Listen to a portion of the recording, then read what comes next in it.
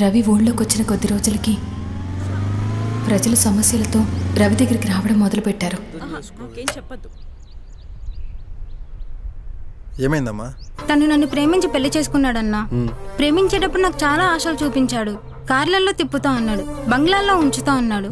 ఇప్పుడు నాతో కూడా పని చేస్తున్నాడన్నా. అది చెప్పిందంతా నిజమే అన్నా. కాకపోతే కొన్నాళ్ళ క్రితం బిజినెస్ లో బాగా లాస్ వచ్చి అప్పుల్లో కూరుకుపోయానన్నా. చచ్చిపోదాం అనుకున్నానన్నా.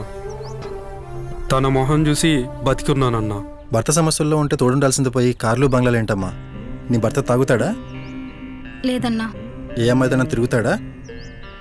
లేదు. ఎప్పుడైనా కొట్టాడా? అసలు ప్రేమగా చూసుకుంటాడా? అదే కదమ్మా కావాల్సింది. కార్లు బంగ్లాలు శాశ్వతం కాదమ్మా. ప్రేమగా చూసుకునే భర్త దొరకడం చాలా కష్టం. అంత మంచి భర్త దొరికాడు నీకు. ముందు ఆలోచించు. ఈరోజు వ్యాపారంలో లాస్ అయితే రేపు సక్సెస్ అవుతాడేమో. కానీ అతను చేసే ప్రతి పని వెనక నువ్వు ఉండాలి. ప్రపంచంలో ప్రతి మగాడి వెనక ఒక స్త్రీ ఉంటుంది. జీవితంలో నువ్వు ఏదైనా సాధించగలవని రోజు ఒకసారైనా చెప్పి చూడు. 100% సక్సెస్ అవుతాడు. ఓదార్చు, ఓర్పుగా ఉండు. అప్పుడు నువ్వు అనుకున్నవన్నీ జరుగుతాయి. క్షమించన్నా. బ్రదర్ అన్నా, నీకు అమ్ముందా? లేదన్నా. ఇకపై నీ భార్యను అమ్మలా చూసుకో. అలాగే అన్నా.